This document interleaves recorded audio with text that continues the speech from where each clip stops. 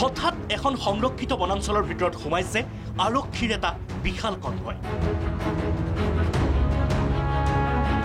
সকলো অবৈধ বাসিন্দাক 2025 চনৰ 10 জুলাইৰ আগতে সংৰক্ষিত বনাঞ্চলৰ ভূমি খালী কৰি দিবলৈ ইয়াৰ দ্বাৰা নিৰ্দেশ দিয়া হ'ল। অন্যথা পৰৱৰ্তী জাননী অবিহনে উচ্ছেদ অভিযান চলোৱা হ'ব। উদ্দেশ্য উচ্ছেদ হ'ব কৃষ্ণাইৰ পাইকান সংৰক্ষিত বনাঞ্চল। বনাঞ্চলৰ মাটি এৰিবলৈ 10 জুলাই বান্ধি দিলে সময়সীমা। গোৱালপাৰাৰ কৃষ্ণাই পাইকান সংৰক্ষিত বনাঞ্চলৰ বিদ্যাপাৰাত উচ্ছেদৰ নিৰ্দেশ প্ৰশাসনৰ, যাৰ বাবে এইদৰে জিলাখনৰ শীৰ্ষ আৰক্ষী বিষয়া, বন বিভাগৰ বিষয়াৰ বিশাল বাহিনী আহি ৰাইজক এই বৃহৎ ভূমি খালী কৰি দিয়াৰ নিৰ্দেশনা জাৰি কৰিছে।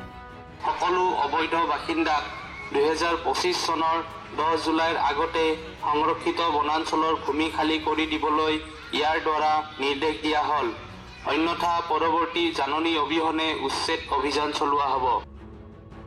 অসম বন নিয়ন্ত্ৰণ আইন FRS 378/813ৰ জৰিয়তে জাননী কৃষ্ণাই বন বিভাগৰ।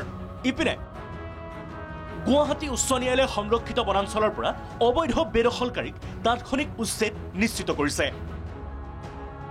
অধিক বেদখল ৰোধ কৰিবলৈ ব্যৱস্থা গ্ৰহণৰ নিৰ্দেশ জাৰি কৰিছে। কিন্তু উচ্ছেদৰ নিৰ্দেশনা পোৱাৰ লগে লগে আমচুৱে বিচাৰিছে উচ্ছেদিতৰ পুনৰ সংস্থাপন।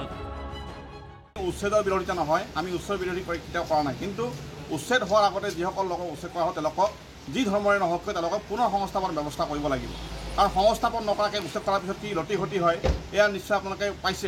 হাছিলা বিলত যিবিলাক উচ্ছেদ হ'ল এই মানুহখিনি এতিয়ালৈকে কিন্তু কোনো সংস্থাপন নোহোৱা তেওঁলোকে এতিয়া তিৰপাল টানি কোনো ৰকম থাকিবলগীয়া হৈছে, য'ত তেওঁলোকে বৰষুণত তিতিবলগীয়া হৈছে, ৰ'দত প্ৰচণ্ড ৰ'দত তেওঁলোকে থাকিব হৈছে। এতিয়া শিশু, ছাত্ৰ ছাত্ৰী, মহিলা, বৃদ্ধ আদি কৰি সকলোৱে কিন্তু বিপদৰ সন্মুখীন হৈছে।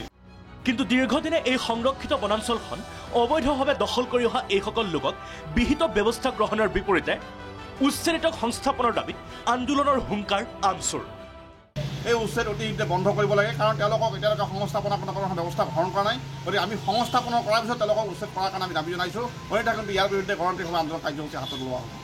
কিন্তু 10 জুলাই পূৰ্বেই এই বনাঞ্চলৰ অবৈধ দখলকাৰী যাব লাগিব এই ভূমি এৰি। দুধনৈৰ পৰা কন্দৰ্পনাথৰ ৰিপৰ্ট, প্ৰাগ নিউজ।